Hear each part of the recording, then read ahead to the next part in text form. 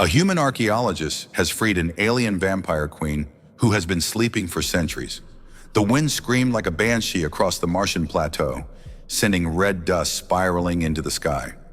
Darren Miles cursed for the 5th time that morning, not because of the wind. It was the suit. The thermal regulator had shorted again, and now his left leg was somewhere between icy tundra and why is my calf vibrating? He slapped the knee joint and looked up at the obsidian ruin jutting from the canyon wall like a broken tooth. "Recording log," he said, voice muffled by his helmet. "Site 9. Coordinates locked.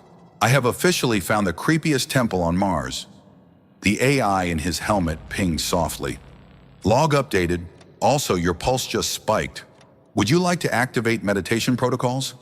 Does it involve tequila? No? Then no." Behind him, Dr. June Tanaka was squinting at a display pad, her brow furrowed. "These readings don't make sense. The mineral density around that structure? Darren, that thing is reflecting radar like it's made of voidstone." "Voidstone?" Darren said.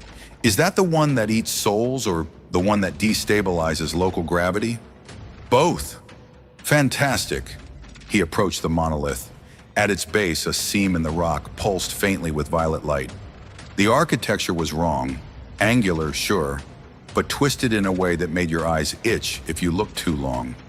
It had been buried under 3 meters of Martian regolith until last week, when his team's excavation drone, Carl, short for Cartographic Reconnaissance Logger, had accidentally detonated a charge and uncovered the structure. Carl had not survived, neither had the charge. "I'm going in," Darren said. Tanaka's voice crackled over the comms. "Protocol says we run every structural and biohazard scan before entry. And I say if we waited for protocol, we'd still be waiting to dissect those jellyfish things in Valles Marineris. They were weapons-grade carnivores. Tomato, tomato." The door wasn't really a door, more like a membrane that shimmered when he touched it. It folded open with a sound like sighing metal.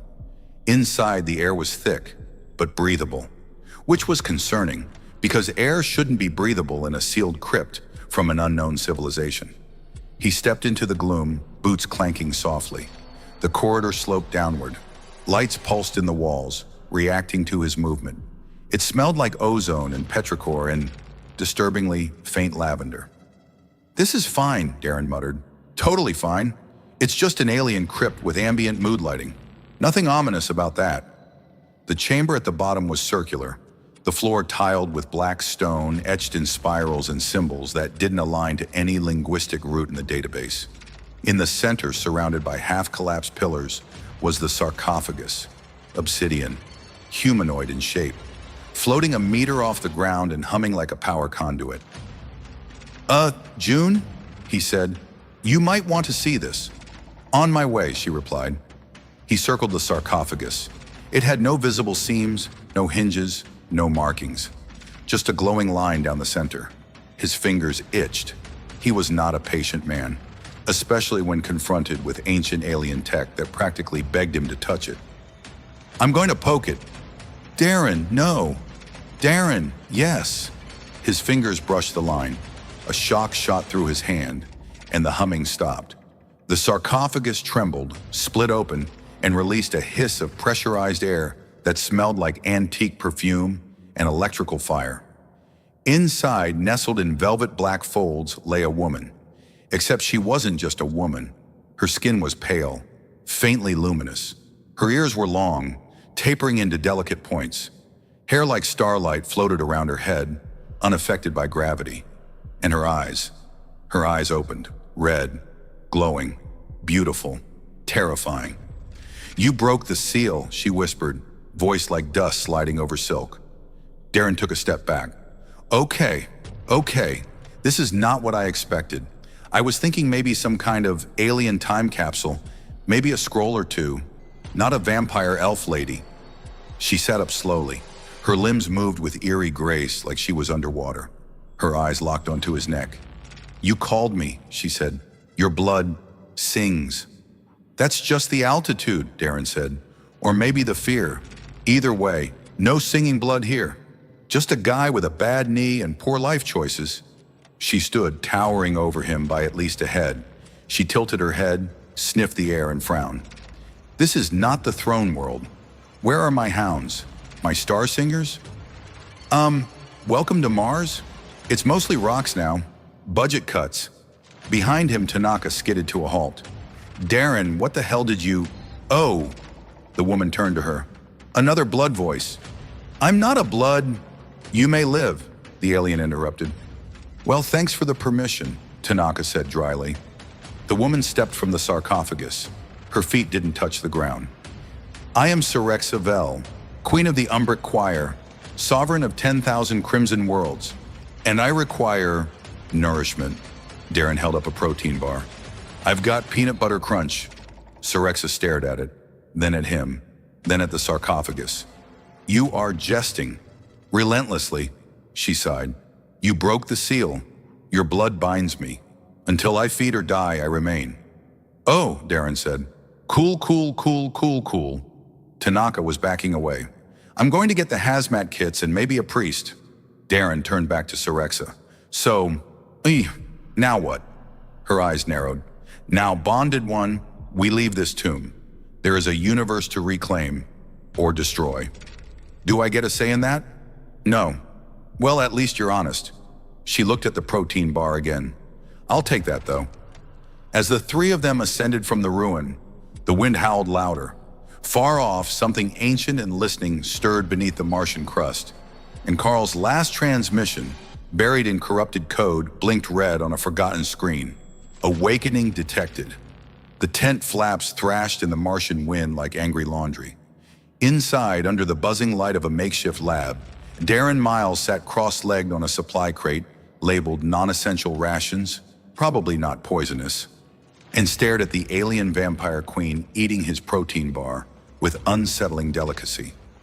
Cerexa Vel, supposedly the sovereign of 10,000 Crimson Worlds, chewed like she was trying to decipher the bar's molecular composition, using only her molars. This is compressed plant paste, she said finally. Technically, peanut butter crunch, Darren replied, a flavor humanity fought wars over. 2-week peanut shortage on Ganymede once led to a minor uprising. Cerexa gave him a sidelong look. This is nourishment? Space budget cuts. You want real food, you'll have to wait until Earth, or at least a half-decent orbital buffet. I once dined on the biosphere of a moon whale, she said. It tasted like starlight and anguish. Darren blinked. We have canned chili? Across the tent, June Tanaka was scanning Cerexa's biosignature for the 5th time. The results continued to return values that made the equipment flicker and cry softly. She's emitting low-frequency radiation at a level just above safe limits. Cerexa stretched her arms overhead. You're welcome. No, that wasn't a compliment.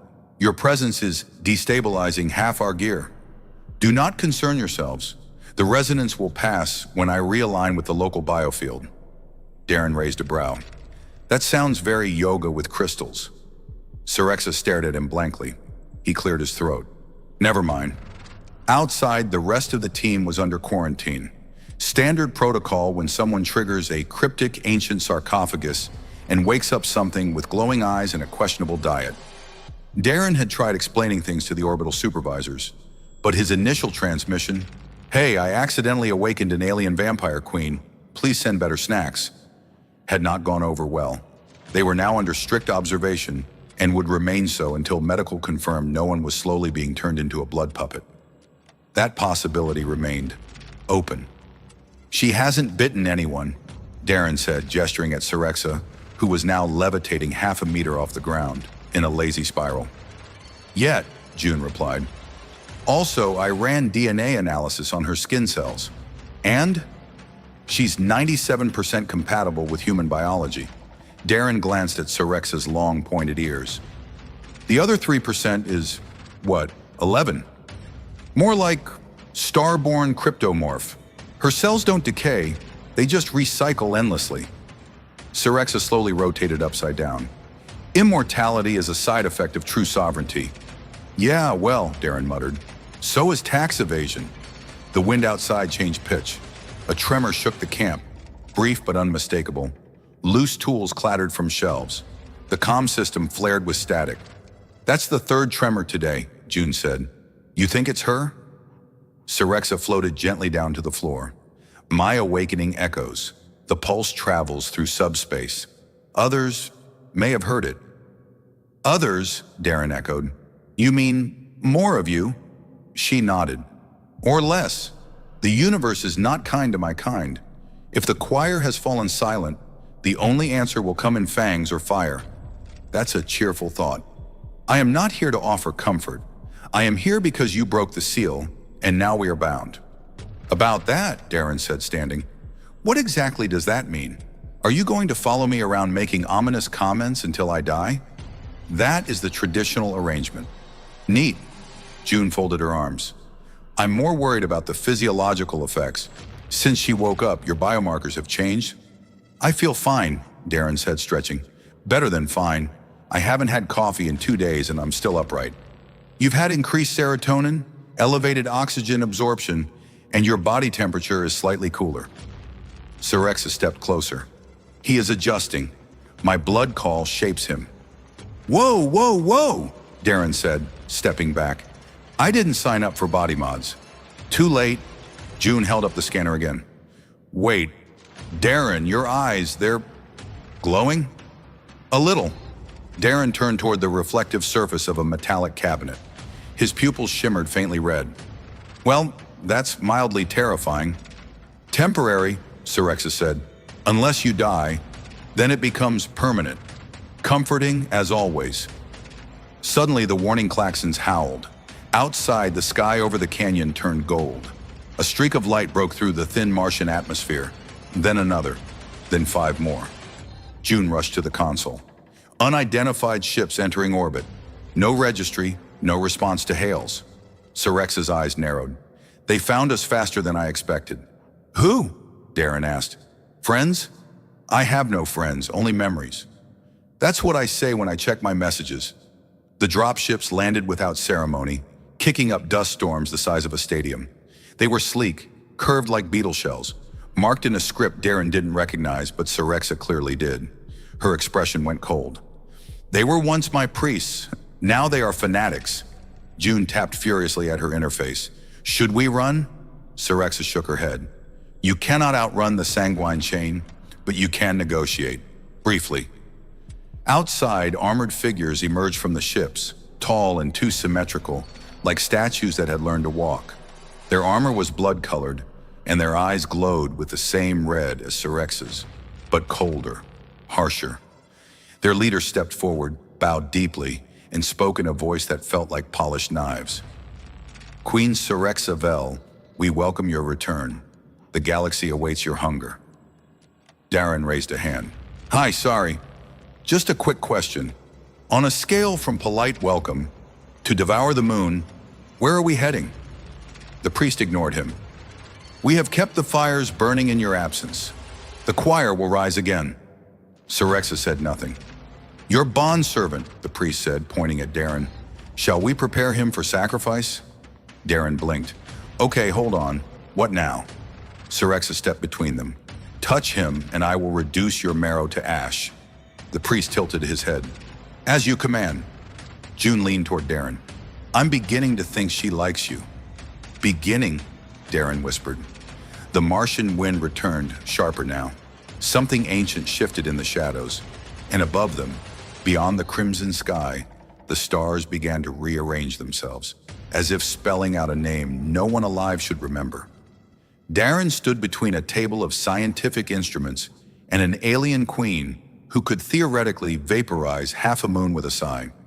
Across the dusty camp, the crimson-armored priest and his soldiers waited with the kind of silent reverence that made you think they weren't just loyal. They were professionally devout. One of them hadn't blinked in 5 straight minutes, which Darren was pretty sure violated several intergalactic workplace safety codes. I vote we don't do the sacrifice thing, Darren said, holding up his hands. Not into ritual bloodletting before lunch. Syrexa stepped slightly in front of him, which was weirdly comforting, considering she'd been talking about feeding on his life force about 36 hours ago. My bond is not for severing. He is under my blood seal. The priest bowed again. Forgive our presumption, my queen. The protocol is ancient. So is my patience, she said. And thinner. Darren leaned toward June. Just checking, but did any of your graduate classes cover alien vampire cult diplomacy? Only the seminar, June muttered, scrolling through a list of emergency countermeasures on her tablet, which I skipped to attend a presentation on quantum fungus. I always said you had excellent instincts. One of the Crimson soldiers moved toward a scanning station. June swatted his hand away. Hey, that's a Class 3 biodata node. You want to break it, you pay for it. And don't even think about licking it. I was not going to lick it, the soldier replied in a flat, robotic tone. They always say that, June muttered. Sirex's eyes flared. You have not answered my question? The priest raised his chin. Your return has sent ripples through the choir's remnants. Not all are loyal. Some believe your time has passed. Others believe you are not truly you. I once turned a doubter into a C, Sirexa replied. Do they require a reminder? We hope to escort you to the relay citadel. Let the great hymn judge. Darren blinked. Okay, I'm sorry. Great hymn? You guys have space church? With singing? The choir was once a synesthetic empire, Sirexa said. We ruled through frequency. Every star had a note, every planet a chord, every bloodline a song. June glanced at her console. That actually tracks. I'm picking up harmonic distortions in local space, like a radiation pattern encoded in sound. The universe is memory wrapped in vibration, Sirexa said, her voice distant. Darren tapped her shoulder. Cool poetic stuff, but do any of these vibrations come with escape plans? Or snacks? She turned to him slowly. We must go to the citadel.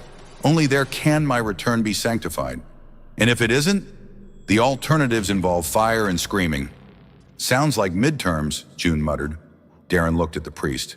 Are you guys expecting us to fly commercial? We have prepared your vessel. I was afraid of that. Their vessel turned out to be a 10,000-year-old choir ship buried under a collapsed ridge.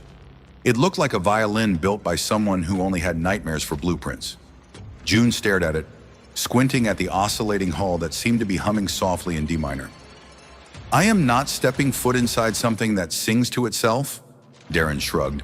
Could be worse. At least it's not an F sharp. The ship opened with a ripple of light and a vaguely disappointed sigh. Inside, the controls were composed of floating glyphs that responded to touch, thought, or possibly guilt. Sirexa moved through it like she was sliding back into an old song. Her fingers brushed the main console, and the ship lit up in waves of crimson and gold. She's purring, Darren said. Don't anthropomorphize the ship, June replied. It's creepy. It's only creepy if it starts flirting. A panel opened with a soft chime, revealing what looked like a command couch, because chairs were too pedestrian for the Umbric choir, apparently. Sirexa reclined on it, eyes closed, and the ship began to lift. No engines, Darren asked, gripping the nearest wall. Subharmonic lift field, June muttered. She's levitating the mast through vibrational displacement. It's like riding a tone. Darren blinked. You've officially run out of metaphors. The ship broke atmosphere with a sound like choral thunder. Outside, Mars became a red dot, and beyond it, space shimmered with colors Darren couldn't name. The stars blinked with new patterns.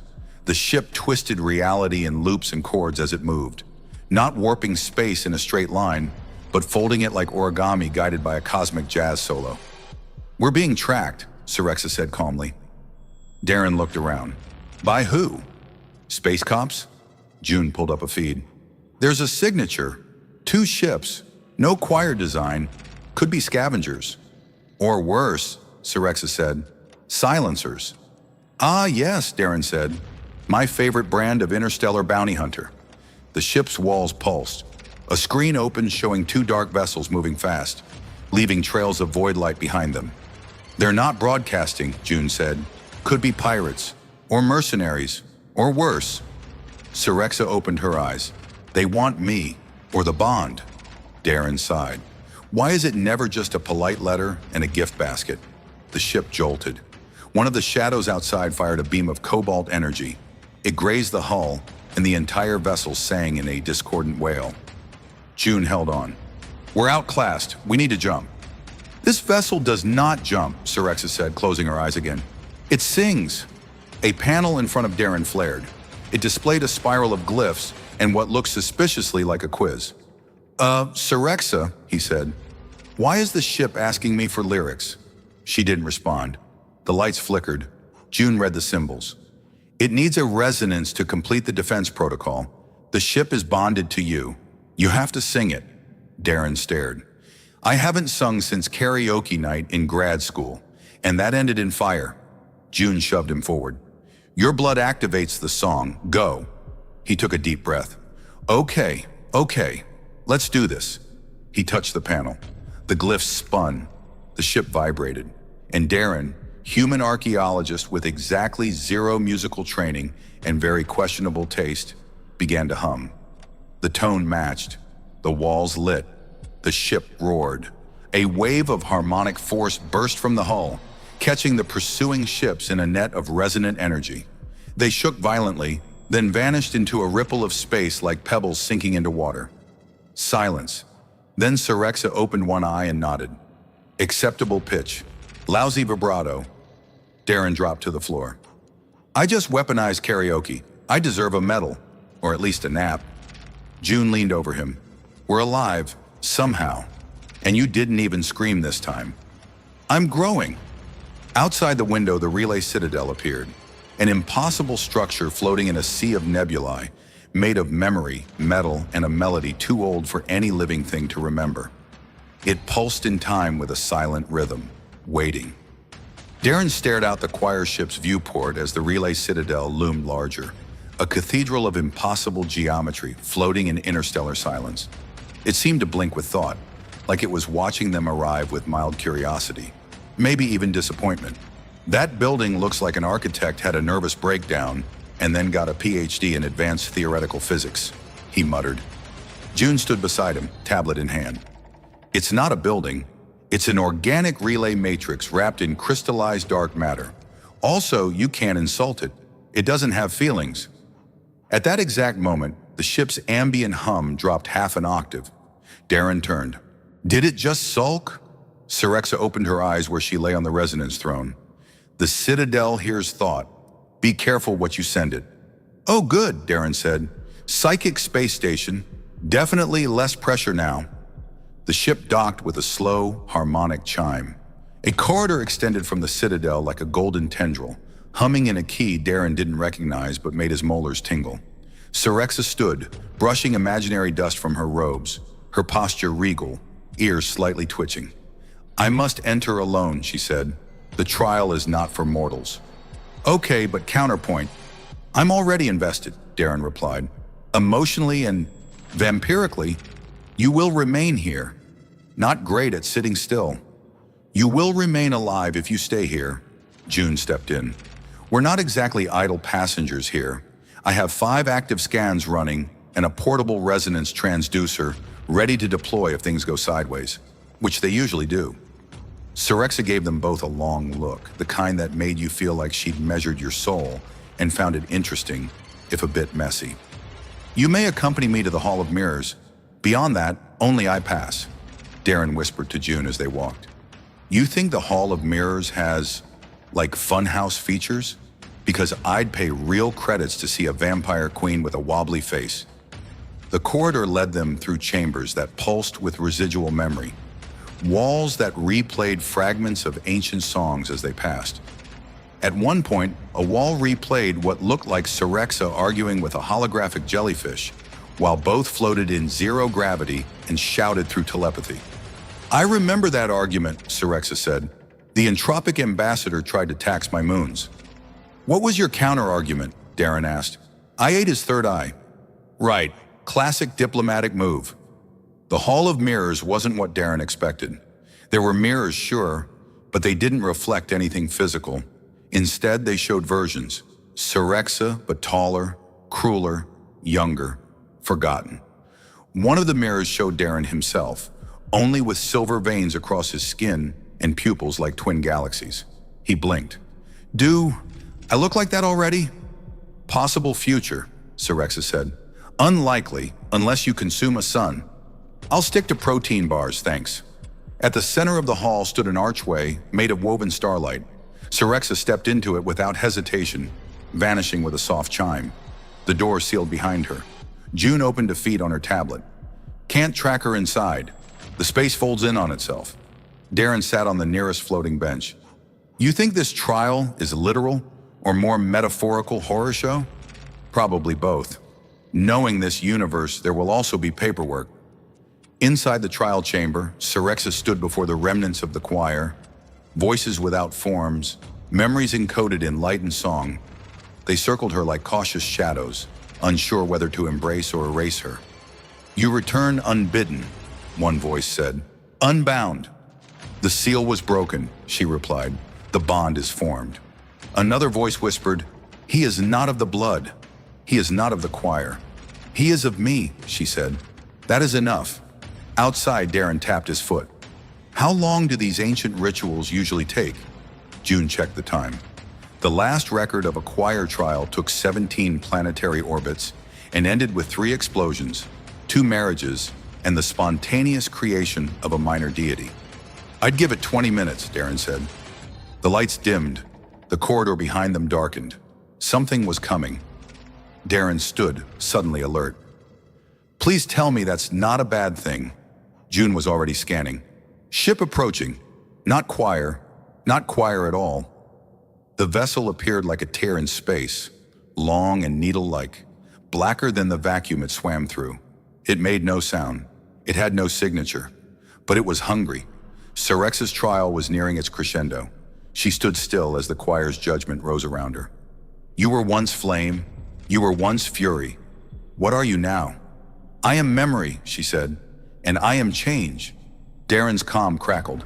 Incoming transmission. No origin. No language signature. A voice pierced the chamber. Return the queen, or be undone. June checked her screen. There's no source. It's like it came from reality itself. Syrexa's eyes opened within the trial. She turned, suddenly aware. They found me, she whispered. The choir hesitated. Then one voice asked, will you defend the bond? Yes, she said. The chamber lit in red. Outside, the enemy ship opened. Figures poured out, wrapped in void armor, mouths sealed, eyes full of oblivion. The silencers, once choir, now devourers. Darren stood with June at the edge of the hall. Well, he said, gripping a tool that technically wasn't a weapon, but made a satisfying zap noise. Time to earn my immortality. June armed the resonance transducer. If they eat our faces, I'm blaming you. Fair. The mirrors shattered. The trial door exploded outward, and Syrexa stepped through, her voice no longer soft, no longer silk. Now it was iron and thunder and song. They seek to silence, she said. Let us sing. Darren had no idea how to properly stand behind a vampire queen in the middle of a cosmic choir war, but he did his best by gripping a metal rod and looking menacing. It might have helped if the rod hadn't been part of a broken scanner, or if his boots weren't squeaking every time he shifted nervously. The silencers advanced in perfect formation, void light seeping from their armor, each step a note of silence that made the citadel tremble. June was already tapping furiously on her tablet, eyebrows knitted with the sort of intensity that only came from facing existential doom with poor Wi-Fi. I need 12 more seconds, she muttered. I might have 3, Darren replied. Pretend you're a firewall, she said, but one that bites. Syrexa moved forward like a melody composed entirely of threat. Her ears flared as she raised both hands, drawing sound from the very walls. The citadel responded with harmonics that turned the floor beneath the silencers into molten bass. The first wave of attackers staggered as the resonance battered their void tech, sparks of fractured memory bursting around them. You were once of us, Syrexa said. Now you devour what you once called sacred. One silencer stepped forward, helmet hissing. Sacred is dead. Only silence remains. Darren leaned toward June. These guys need a vacation, or therapy, or both. June pointed to a coil of resonance filament running through the wall. If I can reroute that frequency through the ship's harmonic core, we can blast them with a focused chorus beam. That sounds like something a musical death cannon would do. It's exactly what it does. Darren grinned. I love this stupid universe. He darted off to reroute power, dodging debris and one silencer who tried to stab him with a blade shaped like a regret. The console buzzed under his touch, ancient glyphs pulsing as his blood activated the command matrix. A soft tone confirmed the override. "System armed," June called. "Time for the loudest song in history." The ship's core began to hum through the floor, picking up resonance. Sirexa's voice layered over it, rising, not in words but in force. The Citadel joined her, its spires glowing as sound became substance. The beam fired. It wasn't a laser. It wasn't even visible. It was a song, compressed into weaponized harmony, slicing through the silencers like righteous thunder. Their armor cracked, their shapes unraveled, torn apart not by violence but by remembrance. One of them, half disintegrated, reached out to Sirexa. "We forgot." She caught him gently. "Then remember." He vanished in a final note, soft and complete. The battlefield went still. Darren sat down on the floor. "Okay, South, that happened." June collapsed beside him. "I'm putting fought in a coral war on my resume, right next to accidentally hacked an ancient sentient battleship. You left out survived Vampire Queen's blood bond. I thought that was implied." Sirexa approached them slowly, her posture regal again, but her expression softer. "The choir has accepted me, and you." "Wait," Darren said. "Like, as in honorary members? Do I get a badge?" "You are now a keeper of the last chord. The bond is no longer a burden. It is a gift." "Do I have to attend meetings?" She smiled. "Only the musical ones."